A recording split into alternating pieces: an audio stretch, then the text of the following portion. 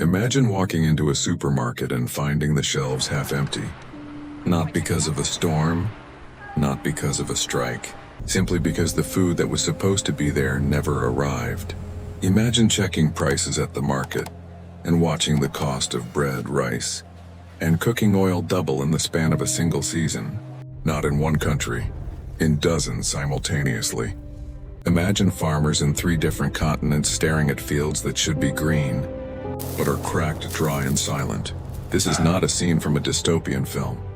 This is a scenario that food scientists, economists, and climate researchers have been quietly modeling for years.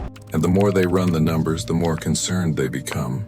So today we ask a question that most people have never considered, but perhaps should. What happens if the global food system begins to fail? In our previous episode, we explored what would happen if the Amazon rainforest collapsed. But the Amazon is far more than a forest.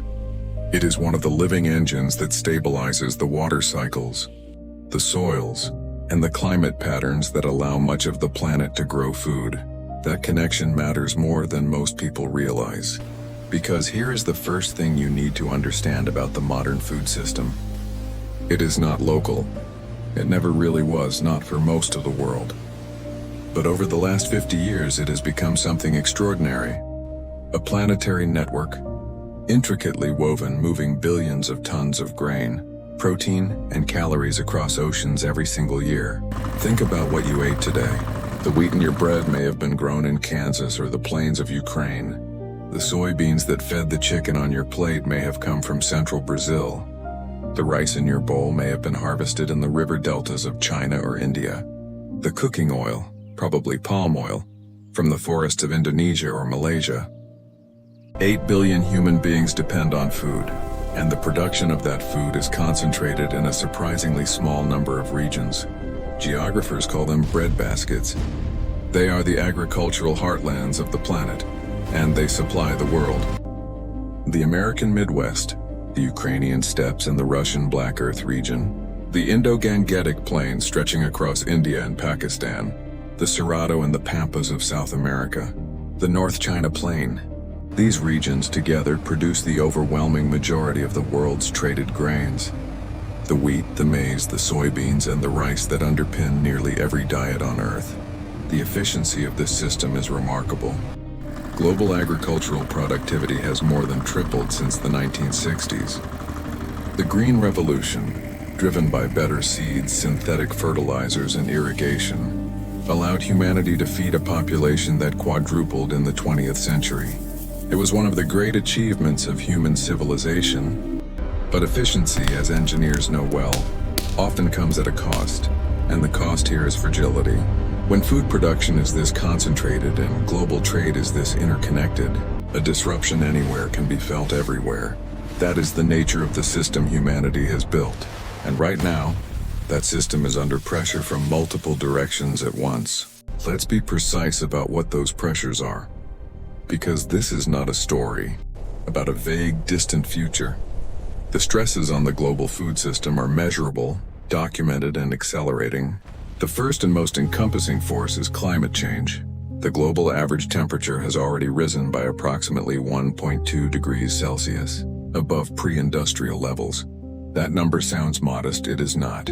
For agriculture, it translates into a cascade of shifting conditions. Longer droughts, more intense heat waves, disrupted monsoon seasons, and erratic rainfall patterns that farmers have never had to navigate before. Research published in leading scientific journals has found that for every degree of warming, global yields of major staple crops decline by several percentage points. Wheat, maize, and rice, and the 3 crops that provide more than half of all human calories, are all sensitive to heat stress during flowering.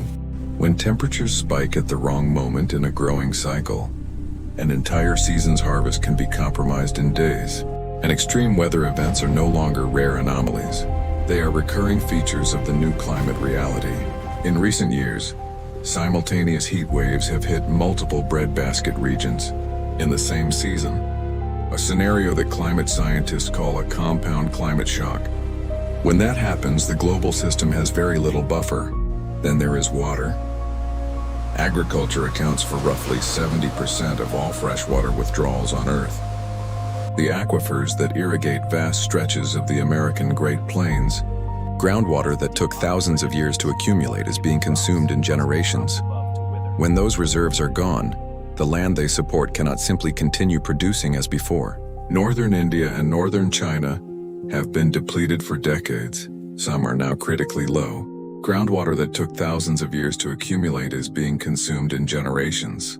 When those reserves are gone, the land they support cannot simply continue producing as before. Soil is another dimension of this crisis that rarely receives the attention it deserves. Topsoil, the thin living layer that makes agriculture possible, takes centuries to form and can be degraded in years through intensive farming, chemical overuse, and erosion. The United Nations has estimated that a significant share of the world's agricultural soils are already degraded to some degree. Degraded soil grows less food, requires more inputs, and is more vulnerable to drought. Taken individually, each of these pressures is serious. Taken together, they form a pattern that food systems scientists describe with a term that carries a quiet weight: synchronous failure. The risk that multiple breadbasket regions experience severe crop shortfalls in the same year, not one after another but simultaneously. Here is where the interconnected nature of the food system becomes both its greatest strength and its most dangerous vulnerability. In normal years, if one region has a bad harvest, global markets absorb the shock. Other producers fill the gap. Prices rise modestly, trade adjusts, and life goes on. The system is resilient, but only up to a point. Now imagine a year in which the American Midwest experiences a prolonged summer drought. At the same time, unprecedented heat waves damage the wheat harvest across southern Europe and Central Asia. Meanwhile, monsoon failures across South Asia reduce the rice harvest in India and Bangladesh. These are not hypothetical combinations. Climate models suggest their probability is increasing. In that scenario, global food commodity prices do not simply rise. They spike, and they spike fast. The history of food price crises, 2007 and 2008, and again in 2010 and 2011, shows how quickly markets can destabilize when production shortfalls intersect with speculation, panic buying, and reactive government policy. Because the second thing that happens in a food crisis is something economists call export restrictions. When a country senses that its own food supply is threatened, its government's first instinct is to protect domestic consumers. They ban or limit exports. In 2010 and 2011, Russia, Ukraine, Kazakhstan, and India all restricted grain exports after poor harvests. The countries that depended on those exports, often the poorest nations in the world, were left searching for supplies that no longer existed on the open market. This is the domino effect. One country closes its markets, the next country panics. Prices rise further. More countries restrict exports. The chain of supply that normally flows smoothly around the planet begins to fracture. And the countries least able to withstand this disruption are not wealthy, food-importing nations with large currency reserves. They are countries in sub-Saharan Africa, the Middle East, and parts of Asia, where a significant share of the population already spends the majority of their income on food. For those populations, a doubling of food prices is not an inconvenience. It is a survival crisis. The supply chains themselves are also vulnerable.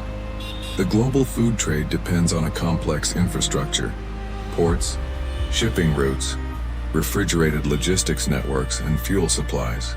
Any disruption to that infrastructure, whether from extreme weather, conflict, or economic instability, adds friction and cost to a system that is already under strain. What happens when food becomes scarce and expensive at a global scale? History offers us some sobering answers. Food insecurity is one of the most reliable predictors of political instability. Researchers who have studied the Arab Spring of 2011 have documented how a spike in global food prices, driven in part by the Russian wheat export ban of 2010, contributed to the social conditions that ignited protests across North Africa and the Middle East. The connection between an empty stomach and political upheaval is not metaphorical. It is documented, modeled, and well understood by geopolitical analysts. Migration is another consequence that receives too little attention in discussions of food security. When rural communities can no longer grow sufficient food, whether because of drought, soil degradation, or economic collapse, in farming sectors, people move. They move to cities, they move across borders. The pressure this places on receiving nations, already stressed by economic and political tensions, is enormous. The humanitarian and political costs of large-scale climate-driven migration are still being written, but the early chapters are already visible along borders on nearly every continent. And then there is the question of humanitarian crisis on a scale that strains the capacity of international institutions to respond. The World Food Program, international NGOs, and national governments can manage disruptions of a certain size. But a truly systemic global food shock, one that simultaneously affects dozens of countries and hundreds of millions of people, would test those systems beyond anything they have previously encountered. None of this is inevitable. That point deserves emphasis.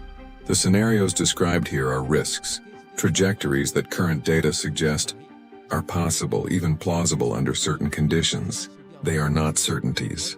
But the gap between a plausible risk and a managed one is built from decisions made years, even decades, before a crisis arrives. The global food system is one of the most extraordinary constructions in human history.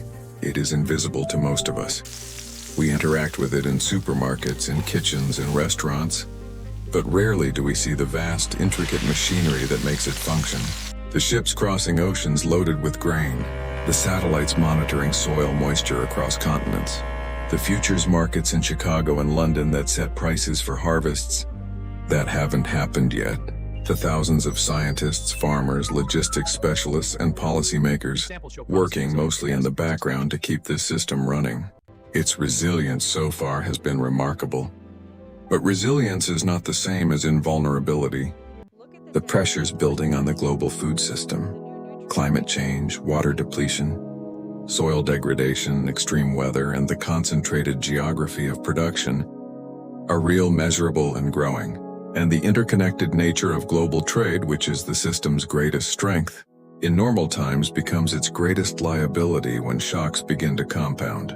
Understanding these vulnerabilities is not cause for despair. It is cause for clarity.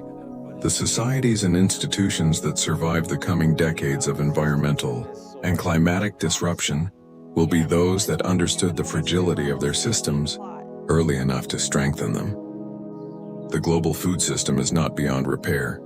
It is not destined for collapse, but it is not on a stable path without serious, sustained, and scientifically grounded intervention in how we farm and how we trade and what we grow, and in how we treat the land, the water, and the atmosphere that make agriculture possible at all.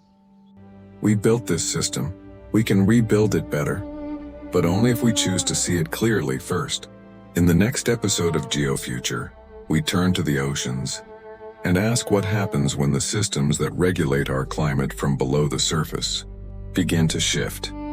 Until then, stay curious, stay informed. Like this video, share it, and subscribe to the GeoFuture channel. Thank you.